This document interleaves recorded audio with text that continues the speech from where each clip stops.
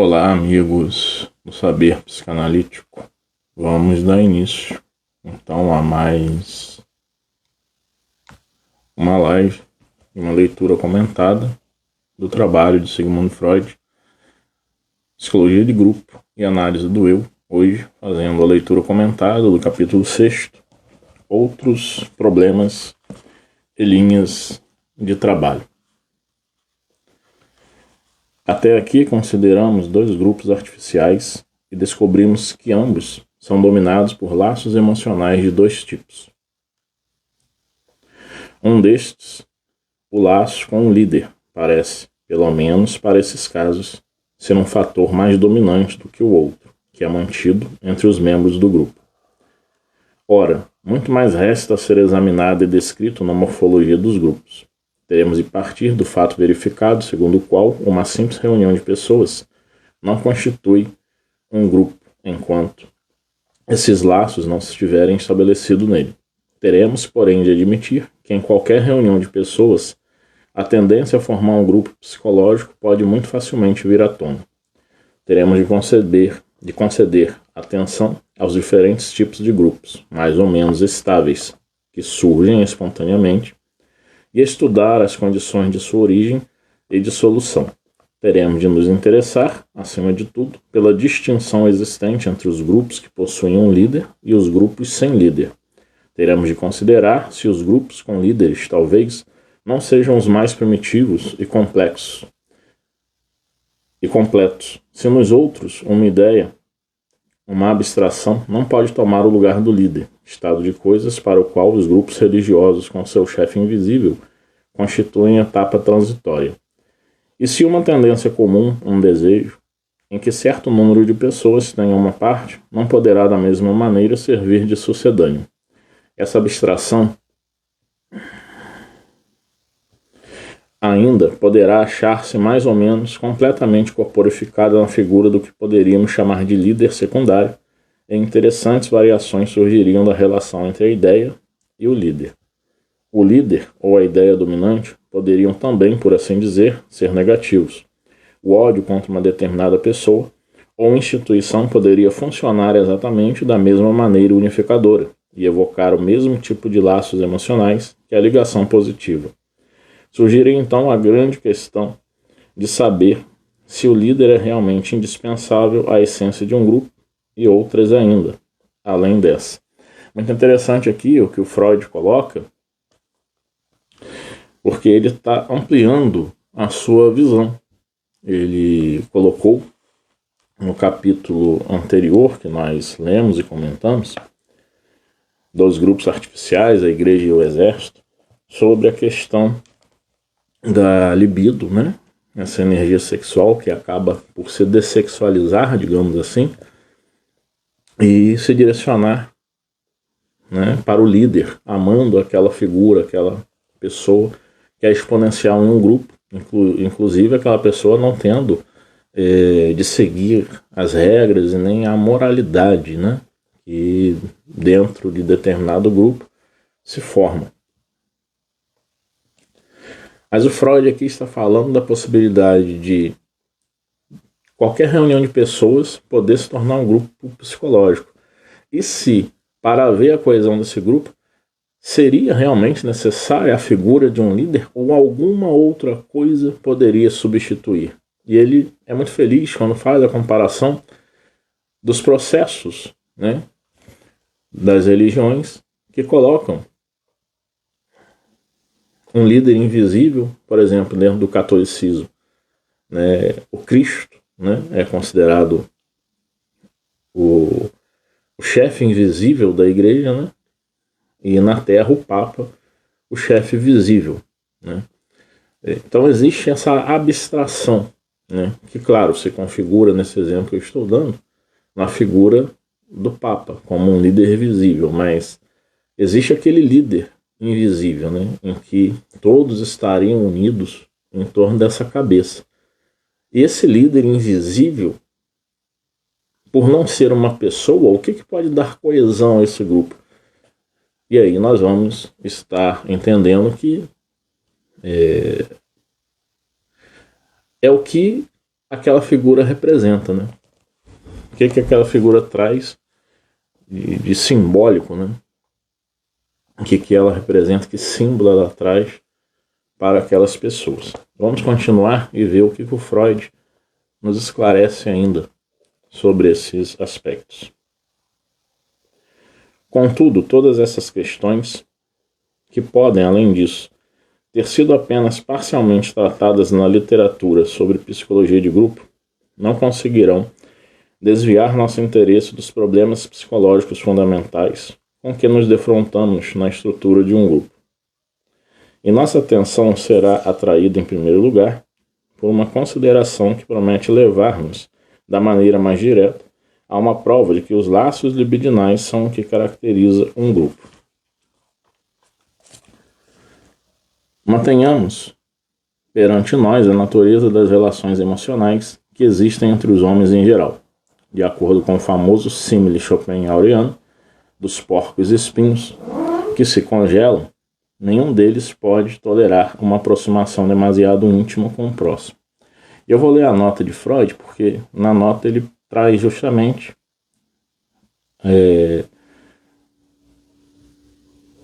essa parábola de Arthur Schopenhauer, né? Esse filósofo. E diz assim: um grupo de porcos espinhos apinhou-se apertadamente em certo dia frio de inverno, de maneira a aproveitarem o calor uns dos outros e assim salvarem-se da morte por congelamento. Logo, porém, sentiram os espinhos uns dos outros, coisa que os levou a se separarem novamente. E depois, quando a necessidade de aquecimento os aproximou mais uma vez, o segundo mal surgiu novamente. Dessa maneira, foram impulsionados para trás e para a frente, de um problema para o outro, até descobrirem uma distância intermediária, na qual podiam mais toleravelmente coexistir. Isso está na parte segunda do livro de Arthur Schopenhauer, Parerga e Paralipomena. É bem interessante, né, o Freud trazer isso, porque diz de como que nós, quando estamos em sociedade, nós temos momentos em que nós estamos em um grupo que até aquele determinado momento aquilo está nos agradando. Nós estamos em uma celebração de casamento, em uma celebração de aniversário, estamos em confraternizações dentro de instituições religiosas que possamos ser adeptos, e até determinado momento, né, aquilo está nos satisfazendo, aquilo está, né, aquele momento está trazendo para nós aquela alegria, e há toda uma conversação, né, momentos de diversão, até que essa coesão, esse momento começa a se diluir quando uma pessoa, né, toma a iniciativa e a gente sente aquele clima, né, parece que se estampa na face das pessoas, de uma ou de outra. Às vezes há cochichos, né, de nós ou de outras pessoas conosco, né, ou em outras pessoas que nós nem ouvimos, de que está na hora, né, de ir embora, já deu, né, está na hora de terminar. E aquilo ali começa a se desfazer, como os porcos espinhos, né, que nesse frio eles se aproximam, eles estão ali para se aquecer, eles começam a se aproximar. Mas os espinhos os incomodam, né?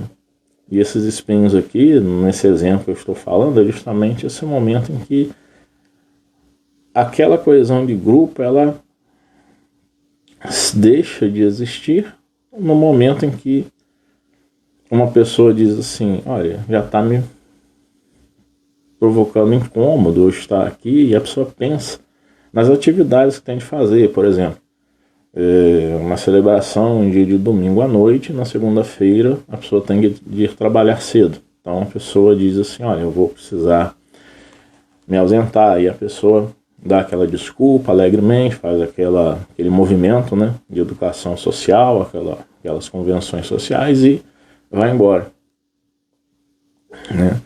E quantas vezes, né, nós não ouvimos pessoas falando assim, já estava na hora, já estava de saco cheio de estar lá, e se esquece que viveu momentos também prazerosos, né? E aí quando uma pessoa sai, qual movimento começa a acontecer?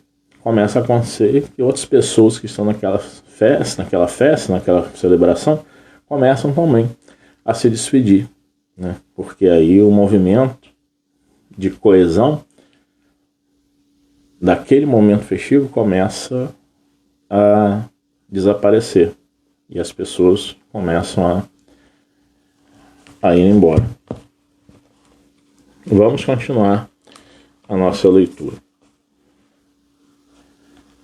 As provas da psicanálise demonstram que quase toda relação emocional íntima entre duas pessoas que perdura por certo tempo, casamento, amizade, as relações entre pais e filhos, contém um sedimento de sentimentos de aversão e hostilidade, o qual só escapa à percepção em consequência da repressão.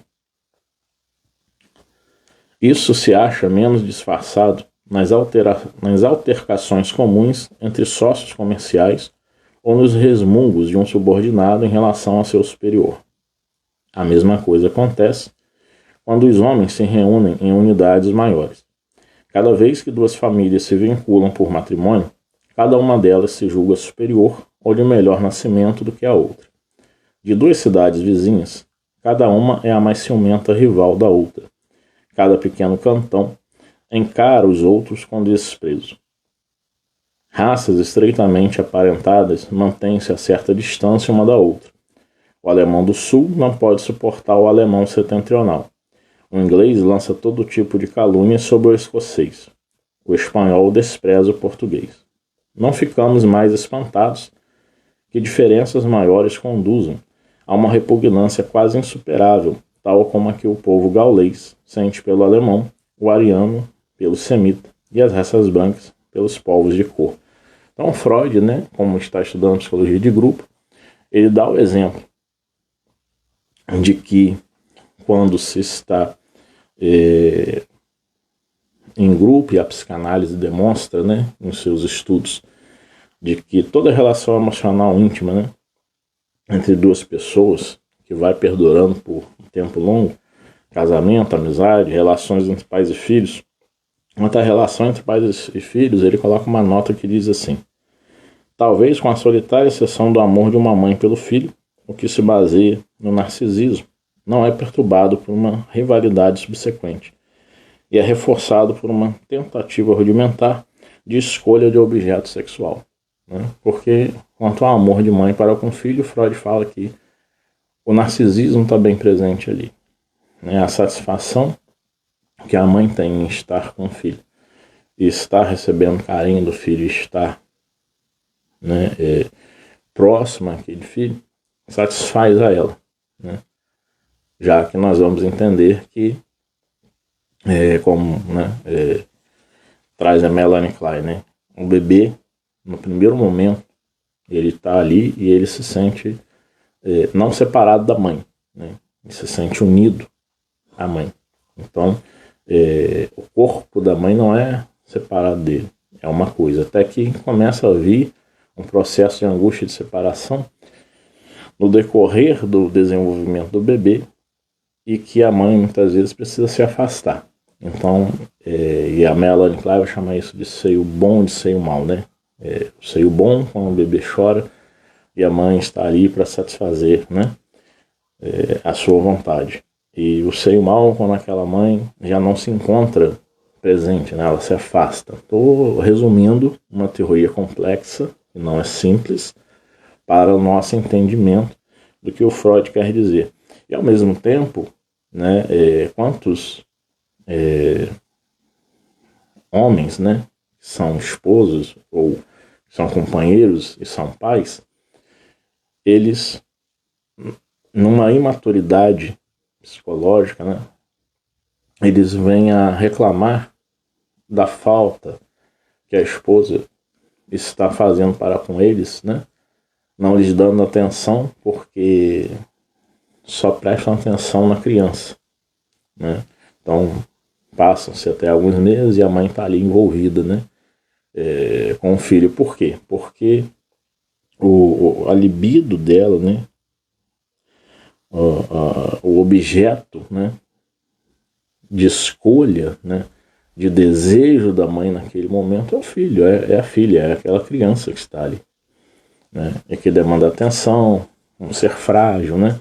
Aí nós temos todas as questões mais complexas que vêm explicar o processo de desenvolvimento, né, do ser humano, e diferente de outros animais, há uma demora, né, nesse desenvolvimento, nessa maturação, né.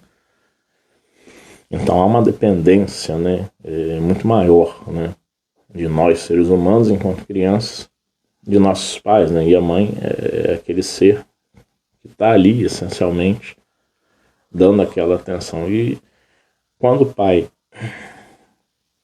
percebe que toda a atenção está voltada para aquela criança e que a ele, né, isso diminui bastante, né, aí há as reclamações, né, o que, apesar de ser uma imaturidade psicológica, eu vejo assim, mas é compreensível dentro também dos estudos da psicanálise, de que se a mulher fez um desvio, né, do objeto sexual, do objeto de desejo para com a criança, segundo a teoria psicanalítica, e aquilo satisfaz a ela, né, então satisfaz o seu narcisismo, né, o seu desejo, né, o seu princípio de prazer, o que acontece com o homem, com o marido, ou o companheiro? Ele não tem essa libido desviada para a criança, ele permanece a libido voltada para com a esposa. E daí, né, quando esse narcisismo dele, essa busca por satisfação, né, não encontra reciprocidade na companheira, o que vai acontecer? Ele vai acabar reclamando, e a reclamação, né, é a explosão, né, até a agressividade, né, que surge diante de um fator que antes existia e por que teve de agora não estar mais existindo, né? Então o impulso aí, fala alta, a razão, né, muitas vezes não vem à tona, né? Daí vem até uma questão filosófica que nós podemos colocar sobre o que se fala sobre o livre-arbítrio, né? Esse livre-arbítrio que nós tanto falamos, né, que muitas religiões tanto colocam, deve ter a sua limitação, né? Porque dentro do campo da psicanálise, por exemplo, nós, segundo uma frase atribuída ao Freud, nós não somos senhores em nossa própria casa, isto é, nós não dominamos, né, o que são os processos inconscientes, né, que ocorrem, como esses, por exemplo, eu acabei de citar. Claro que numa análise depois a pessoa vai percebendo que ela consegue, né, trabalhar esse processo, mas muito de seus comportamentos, muitas de suas escolhas, muitas de suas atitudes são realmente moldadas por fatores inconscientes.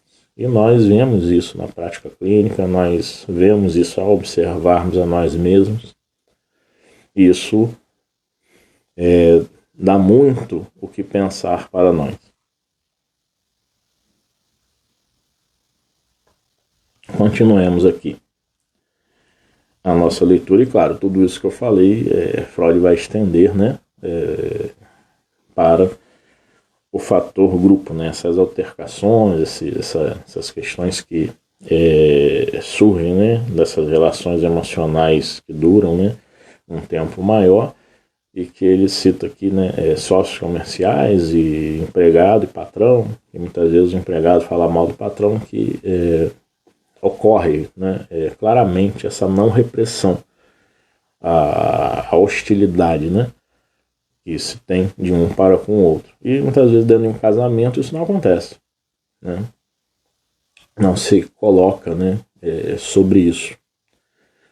E vai se colocar sobre isso muitas vezes em discussões que acontecem e muitas coisas começam a aparecer depois de um certo tempo. Por quê? Se reprime aquilo para que a relação possa não sofrer, né?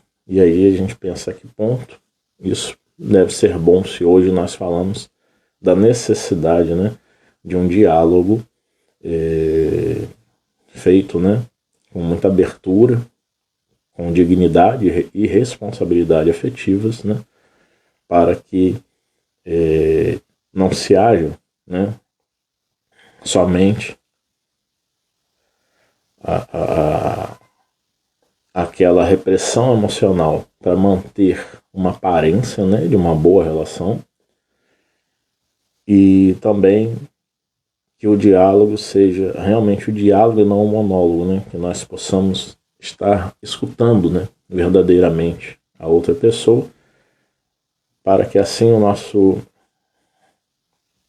narcisismo não se coloque, né, tão presente que venha a sufocar, né, a outra pessoa que também tem o seu núcleo narcísico e que precisa também manter essa sua defesa, né? Aqui eu cito o núcleo narcísico no sentido de identidade pessoal, de subjetividade, dos valores que aquela pessoa carrega, dos desejos que ela tem, né? A fim de que isso não se perca. Não estou falando de narcisismo aqui enquanto transtorno de personalidade. Não é esse o ponto aqui. Para deixar bem explicitado. Vamos continuar. Quando essa hostilidade se dirige contra pessoas que de outra maneira são amadas, descrevemos-la como ambivalência de sentimentos e explicamos o fato, provavelmente de maneira demasiadamente racional, por meio das numerosas ocasiões para conflitos de interesse que surgem precisamente em tais relações mais próximas. Nas antipatias e aversões indisfarçadas que as pessoas sentem por estranhos, com quem tem de tratar, podemos identificar a expressão do amor a si mesmo, do narcisismo. Esse amor a si mesmo trabalha para a preservação do indivíduo e comporta-se como se a ocorrência de qualquer divergência de suas próprias linhas específicas de desenvolvimento envolvesse uma crítica delas e uma exigência de sua alteração. Não sabemos por que tal sensitividade deva dirigir-se exatamente a esses pormenores de diferenciação, mas é inequívoco que, com relação a tudo isso, os homens dão provas de uma presteza a odiar, de uma agressividade cuja fonte é desconhecida e a qual se fica tentado a atribuir um caráter elementar. Freud coloca uma nota seguinte: num estudo recentemente publicado, além do princípio de prazer, tentei vincular a polaridade de amor e ódio com uma oposição hipotética entre instinto de vida e instinto de morte, e estabelecer os instintos sexuais como sendo os exemplos mais puros dos primeiros, os instintos de vida.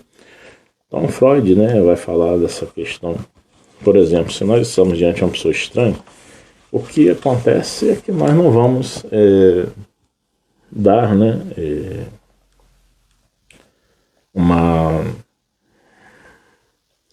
um valor àquela pessoa, né? Muito pelo contrário, nós vamos nos colocar, né, em primeiro lugar. E principalmente quando Freud fala aqui, né, das antipatias e aversões indisfarçáveis que as pessoas sentem por estranhos com quem tem de tratar, né? Se eu vou tratar com uma pessoa estranha, não é uma pessoa amiga, naturalmente eu sinto uma aversão. E a energia sexual, a libido, né, que o Freud fala, vai se deslocar de mim para mim, não para aquela pessoa. que aquela pessoa não me traz satisfação. Ela não me dá um retorno de satisfação. Não é uma pessoa amiga em que eu converse e que eu sinta, né, bem em estar em comunicação com ela. Né? Daí nós vemos, né, essa disparidade, né, de emoções. E então nós vamos estar buscando a satisfação própria, né? E diz o Freud assim, repetindo: esse amor a si mesmo trabalha para a preservação do indivíduo e comporta-se como se a ocorrência de qualquer divergência de suas próprias linhas específicas de desenvolvimento envolvesse uma crítica delas e uma exigência de sua alteração, né? Então, o narcisismo trabalha para nos preservar. Se eu vou tratar com uma pessoa estranha, por que eu iria estar me deslocando e me sacrificando, fazendo de tudo para aquela pessoa, se na verdade eu preciso me preservar e não e para me preservar é o instinto de vida que surge aí, né? Eu busco prazer, eu busco satisfação, né? Já o instinto de morte, né? A pulsão de morte que o Freud vai falar, além do princípio de prazer, é todo o processo de agressividade, é todo o processo de eu estar, por exemplo, irritado, eu pego uma moto no carro, eu acelero e estou naquele impulso, e aí a minha razão não está funcionando no sentido de que aquilo é perigoso. E muitas vezes, nesse perigo, na sensação que vem, todo o processo de adrenalina que surge, né? Essa emoção começa a falar mais alto. E nós, na maioria das vezes, não controlamos nossas emoções, nós as identificamos, mas nós não controlamos. Passam-se muitos anos e nós conseguimos identificar as emoções, mas nós não as controlamos. Né? Quando nós identificamos, fica até realmente mais plausível de nós pensarmos, raciocinarmos e buscarmos esse controle. Mas quando nós nem conseguimos identificar ou identificamos inicialmente e dizemos assim, deixa pra lá, eu tô sentindo, eu tenho que colocar para fora. Aí é que entra um perigo e uma pulsão, né, de morte vem, podendo chegar até mesmo, né, num processo de um acidente grave, levando até mesmo a morte física. Continuamos a leitura aqui. Mas quando um grupo se forma, a totalidade dessa intolerância se desvanece, temporária ou permanentemente dentro do grupo. Enquanto uma formação de grupo persiste, ou até onde ela se estende, os indivíduos do grupo comportam-se como se fossem uniformes. Toleram as peculiaridades de seus outros membros. Igualam-se a eles e não sentem aversão por eles. Uma tal limitação do narcisismo, de acordo com nossas conceituações teóricas, só pode ser produzida por um determinado fator, um laço libidinal com outras pessoas. O amor por si mesmo só conhece uma barreira, o amor pelos outros, o amor por objetos. Freud vai colocar aqui, diferente do que falamos, né, e do que comentamos ao parágrafo anterior, dessa visão, né, de que a pessoa está diante de uma pessoa estranha e ela sente aversão, ela, né, é incômodo, né? Você não conhecer uma pessoa e você começar a estar em contato com ela. Mas quando é um grupo que há pessoas estranhas, nós não conhecemos e começamos a participar de um grupo, aquele narcisismo que nós citamos, que estava lhe preservando, né, a nossa identidade, ele não se faz mais presente, né? ele tem uma baixa, né? E essa é a limitação do narcisismo que o Freud observou. Porque no momento em que o amor libidinal, o amor, essa energia sexual, ela como que se dessexualiza e vai, né, ele estar ali presente em um grupo que tem, né, ideias a que nós passamos a aderir. Então essa intolerância para com uma pessoa estranha, ela vai desaparecendo. E as deficiências que determinados membros de um grupo vão apresentando vão sendo relevadas. Ou mesmo, né, não vistas. Porque, como já dissemos em outros estudos, né, o pensamento crítico, né, ele se desvanece aí. E a pessoa só enxerga o grupo, né? Continuemos. Levantar-se-á imediatamente a questão de saber se a comunidade de interesse em si próprio, sem qualquer adição de libido, não deve necessariamente conduzir à tolerância das outras pessoas e à consideração para com elas. Essa objeção pode ser enfrentada pela resposta de que, não obstante nenhuma limitação duradoura do narcisismo é efetuada dessa maneira, visto que essa tolerância não persiste por mais tempo do que o lucro imediato obtido pela colaboração de outras pessoas. Contudo, a importância prática desse debate é menor do que se poderia supor, porque a experiência demonstrou que, nos casos de colaboração, se formam regularmente laços libidinais entre os companheiros de trabalho, laços que prolongam e solidificam a relação entre eles até um ponto além do que é simplesmente lucrativo. A mesma coisa ocorre nas relações sociais dos homens, como se tornou familiar a pesquisa psicanalítica no decurso do desenvolvimento da libido individual. A libido se liga à satisfação das grandes necessidades vitais e escolhe como seus primeiros objetos as pessoas que têm uma parte nesse processo. E no desenvolvimento da humanidade como um todo, do mesmo modo que nos indivíduos, só o amor atua como fator civilizador, no sentido de ocasionar a modificação do egoísmo em altruísmo. E isso é verdade tanto do amor sexual pelas mulheres, com todas as obrigações que envolve de não causar dano às coisas que são caras às mulheres, quanto do amor homossexual, dessexualizado e sublimado por outros homens, que se origina do trabalho em comum. Então, uma das objeções que se coloca é que, sem se ter a libido, somente a sugestão, né? É isso que o Freud quer dizer, né? A comunidade, né, com interesse em si próprio, sem se adicionar a libido, não deveria necessariamente conduzir à tolerância das outras pessoas e à consideração para com elas. E o Freud vai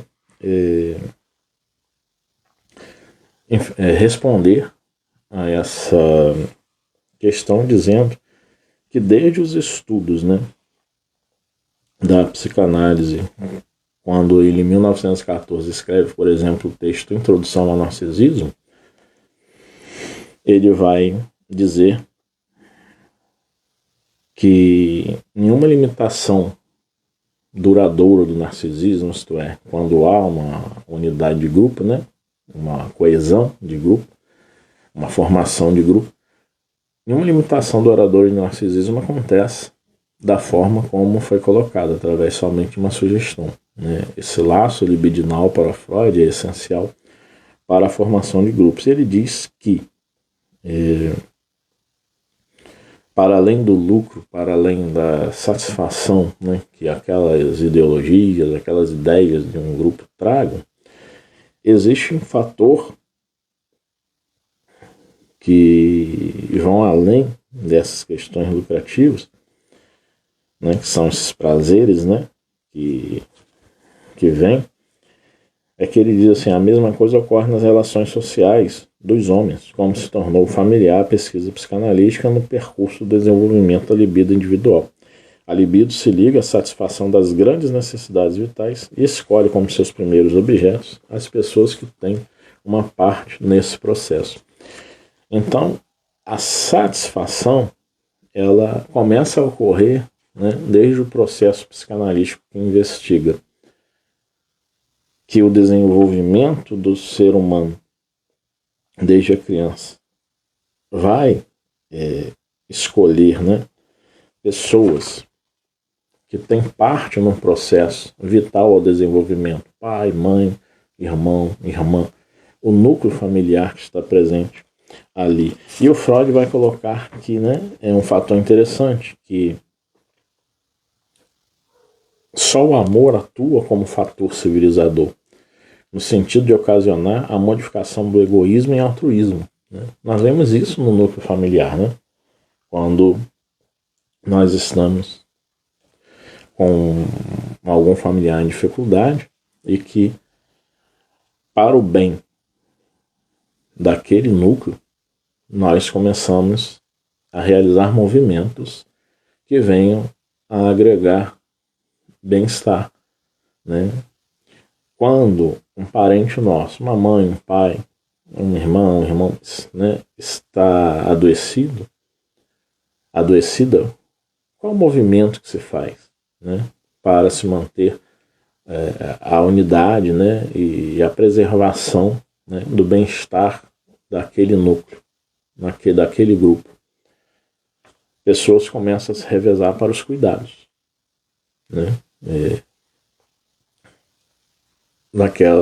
daquela pessoa que está adoecida. Quando há uma harmonia e quando né, todos estão ali coesos, né, que não há aquelas famílias desestruturadas em que há muitas brigas, né, mas ainda mesmo entre essas surgem aqueles fatores que dizem, né, tais dias ou tal dia, ou dia sim, dia não, é você que ficará, e a pessoa, por mais que não queira, mas ela acaba cedendo, porque no fundo, ela vê que mesmo que ela não esteja querendo fazer aquilo, mas lá no fundo do inconsciente aquela pessoa diz que o bem-estar daquele grupo, daquele núcleo familiar do qual ela faz parte, ficará melhor, né? Tendo esse tipo de cuidado. Então, o amor aí traz modificações, né? Levando a uma substituição, né, de uma atitude egoísta para uma atitude altruísta. E o Freud continua, e isso é verdade tanto do amor sexual pelas mulheres, né, com todas as obrigações que envolve não causar dano às coisas que são caras às mulheres, quanto do amor homossexual, dessexualizado e sublimado por outros homens que se origina do trabalho em comum. O Freud coloca, já que estão ligando aqui, o Freud coloca o seguinte, que esse amor, né, sexual que os homens têm pelas mulheres, né, ele está falando aqui dos homens héteros, né, ou cis-héteros, né, como se coloca hoje, e com todas as obrigações que envolve de não causar dano, né, às coisas que são caras às mulheres, né, se ter o respeito, se ter todo um cuidado, né, uma prudência no tratar com as mulheres, coisa que nós precisamos falar que muitos homens ainda não têm.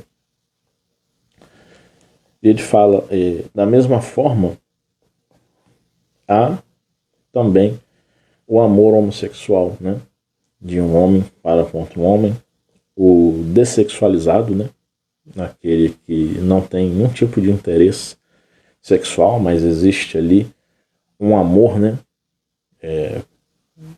de uma pessoa para com a outra, sem nenhum tipo de intenção na área sexual, e aquele sublimado, né, por outros homens, né, dessexualizado e sublimado, isto é, que vai ser canalizado para outras situações. Muitas vezes nós estamos em um grupo, né, que pode ser pequeno como pode ser grande, de pessoas das quais somos amigos, e vamos realizar determinadas tarefas, né, e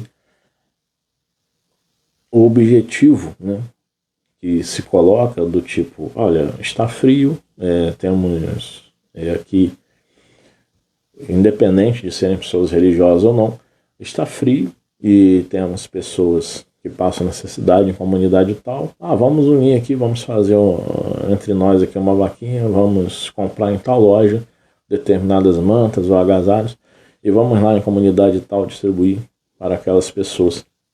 Né? Essa união, né, que dessexualizado e sublimado se faz presente, e isso faz com que se leve, né, para aquelas pessoas, né, essa parcela desse amor, que se origina da onde?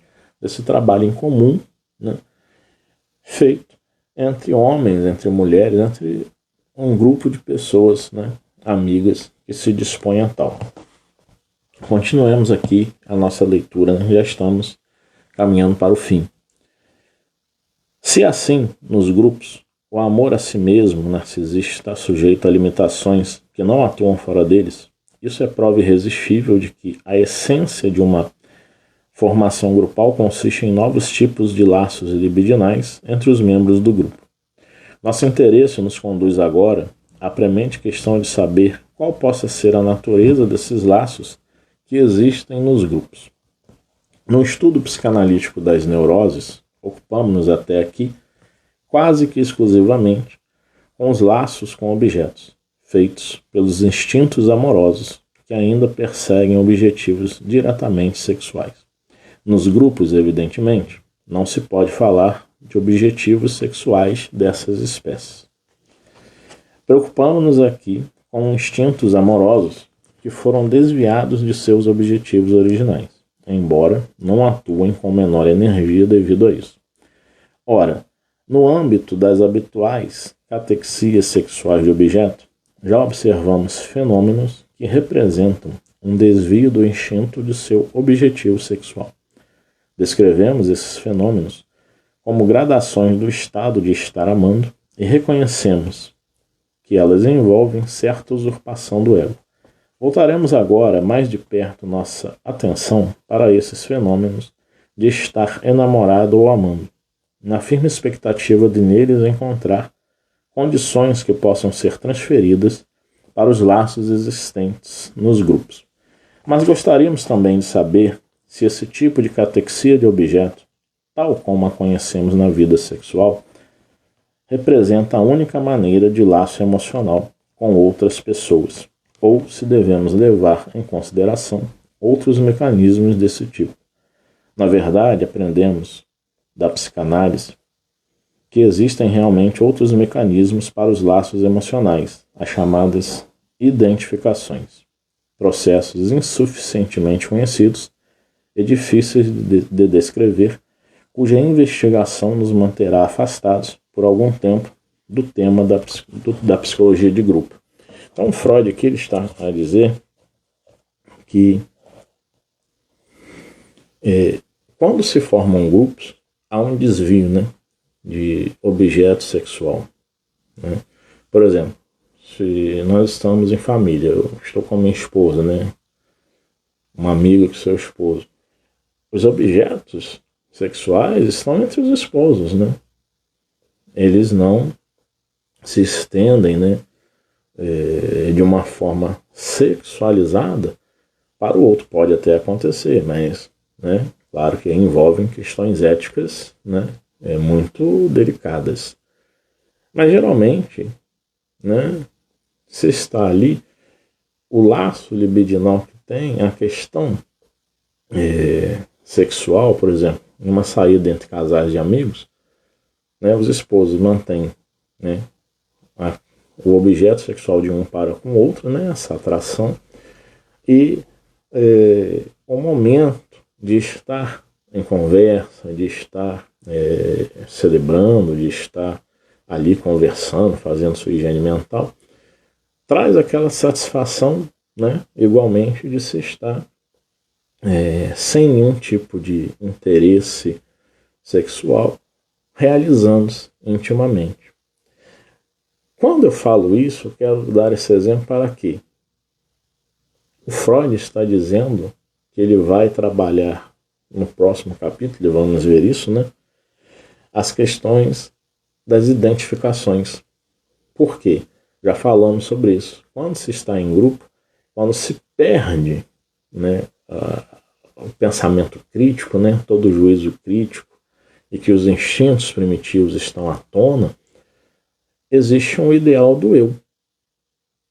Aquela pessoa que é líder do grupo e que representa o ideal do eu, isto é, aquela ideia que eu formo de que eu deva ser, de como eu devo ser. E aquele líder me representa. Aquela liderança me representa. Uma liderança que não necessariamente precisa ser uma figura humana, mas é algo invisível, como citamos no início, né, dentro das religiões cristãs, é Cristo. Então, esse é o meu ideal de eu. É com essa figura que eu vou me identificar. E esse é um processo que o Freud vai falar pouco conhecido, né? Claro, estava no início aqui dessas investigações e difícil de descrever. E ele fará esse trabalho, né, para descrever isso. E nós vemos isso hoje, por exemplo, até no campo da polarização política que tem no mundo, né? Pessoas que se colocam, né, ligadas à figura de um determinado líder político e contra, né, uma outra figura, né, seja dentro aqui do nosso país, seja fora do nosso país, né? Isso se estende até mesmo para fora de uma figura, né, humana. Por exemplo, a bandeira de uma nação, né, a ideia, né, de uma nação poderosa que estaria comandando, liderando, sendo o exemplo para o mundo, ela que guiaria, né, o mundo, também formam, né, pelo mundo inteiro pessoas que se unem a favor daquela nação e pessoas outras que são contra, né? E quando se há diálogos em que isso não converge, em que as ideias opostas, né, se manifestam, quando se está em grupo, né, já estudamos sobre isso, se rechaça aquela ideia oposta, né? Não se permite nem falar, né? E um grupo fica criticando o outro, dizendo que um censura, né, e o outro não, né? Um dá liberdade de expressão e o outro não. Mas quando nós vamos ver, os dois fazem isso, né? Agora, quando pessoas estão isoladas e conversam, né, de forma isolada a respeito de determinadas questões e que aquele contágio emocional de grupo não está se fazendo naquele momento, em que há um momento real de lucidez, há possibilidade de se conversar, há possibilidade de se haver um diálogo e há possibilidade mesmo de uma pessoa começar a cair em si em determinadas questões. Então nós precisamos prestar atenção em nós, nos observarmos, nos nossos comportamentos, individualmente em grupo, observarmos quem está ao nosso redor, os comportamentos dessas pessoas, né? Quando está isoladamente, quando está em grupo, né? É muito comum dentro de grupos religiosos se falar assim, dentro de um grupo se age de tal forma, né? Uma pessoa mantém aquela postura, até porque o ambiente, né, não pede algo que vá se externalizar como determinadas atitudes que nós temos fora daquele ambiente, né, religioso. E aí, muitas vezes se chama isso, né, algumas pessoas chamam isso de hipocrisia. Na verdade, não é hipocrisia, né? Na verdade, é todo um contágio emocional, é toda uma estrutura, né, grupal que se faz presente ali. É diferente como citamos, né? Pessoas que estão em um show, pessoas que estão numa festa, pessoas que estão assistindo um jogo de futebol e que há uma euforia, né? Uma alegria contagiante e que o hormônio ocitocina é liberado, né? Esse neurotransmissor é liberado e é chamado, né?